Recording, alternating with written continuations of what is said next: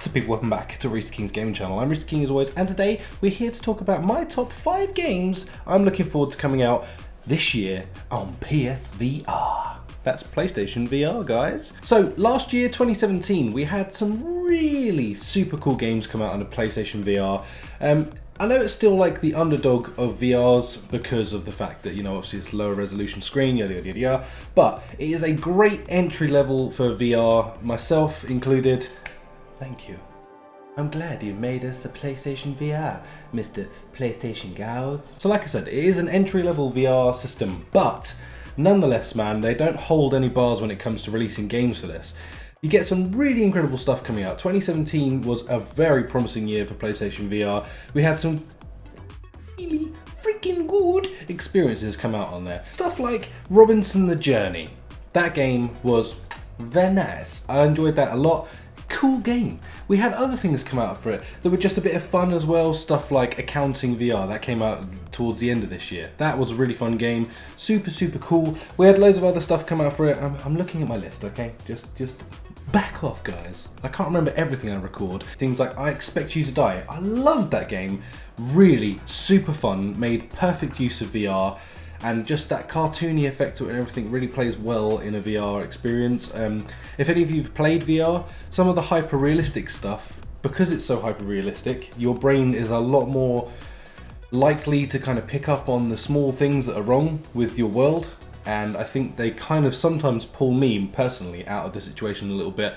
Whereas I find that if you play something a little bit cartoony, something like I Expect You to Die, with that feel, you kind of forgive it instantly because you're in a world that isn't like your own. So you're more susceptible to just believing in what you're doing, you know? And I like that. I like that a lot. The other thing we had come out last year was Farpoint, and that came with the aim controller if you bought the package. And that again was very nice. You got to hold a proper controller, you got to really feel the game, and honestly, that made a big difference. That controller is going to play a big part over this year, 2018. I'm pretty sure of it because PlayStation, they put some time into making that controller work really well, and ergonomically sort of just very nice. So 2018, what does it have for us in store? Well, actually, there's a lot of games that are coming out. I'm only going to be giving you my top 5 that I'm personally looking forward to, and I'm almost certain are going to appear on the channel, unless I play them and they're a pile of crap, or I poos out because the horror is just too real. The horror of horror games in VR. Oh, if you watch me play Resident Evil in VR, yeah, I screamed a little. I got pretty scared. It really gets into your head, guys. When you play horror in VR, it really deeply gets into your head, and you can't fucking just escape this situation because you're in it. You're in there. You're doing it. It's fucking terrifying. So let's start off with number 5, Transcendence. Now this game looks really cool. Now Elijah Wood, the guy who played Frodo, he is in this game. Oh my god. There's not a lot known about this game just yet, guys, other than Elijah Wood and Ubisoft have been working together on this to make something pretty freaking sweet. But we don't know what it is, but it still looks creepy as fuck. So, I'm gonna have to wait and see on this one, guys, but that's why it's number 5. I think I could put it a little higher if it wasn't for the fact that I don't know a lot about it. I'm just so intrigued. I just know that it's going to be interesting, and the concept behind it looks pretty tasty. VR tasty. Number 4, The Persistence. This game is going to be a first-person shooter in an alien-esque type environment, kind of like a Dead Spacey kind of feel to it. One of the things I'm kind of looking forward to with this game is the fact that it's randomly generated, and that seems kind of interesting to me. I did play a little demo of this about 2-3 weeks ago, and it was kind of cool, but the demo didn't do it justice. I think the main game is going to be a lot better. That game looks pretty cool, looks hectic as fuck, and looks scary as fuck. So I'm kind of interested to see how that plays out. Definitely up there in my list. Well, it is, it's number 4. I'm excited for it, guys. I'm excited. Number 3, Blood and Truth. This game is amazing looking. I'm really looking forward to this. If you played any of the games that came with your PSVR when you got it, or watched any footage on there, there was a game called The London Heist. Did very well, people really enjoyed it, people responded well to it, so they're going to make a full-blown game out of that now, which looks like it's going to be great. So the way they've explained it is if Danny Dyer and James Bond were in a game. This is it. Just smash those two things together and you've got a landing Cockney geezer who likes to shoot stuff and do some amazing shit. It's going to be good, man. I'm telling you, that is going to be freaking fantastic play. Seriously, that shit is going to be off the hook, man. I'm looking forward to that. Can't wait to play it. It's going to be grand.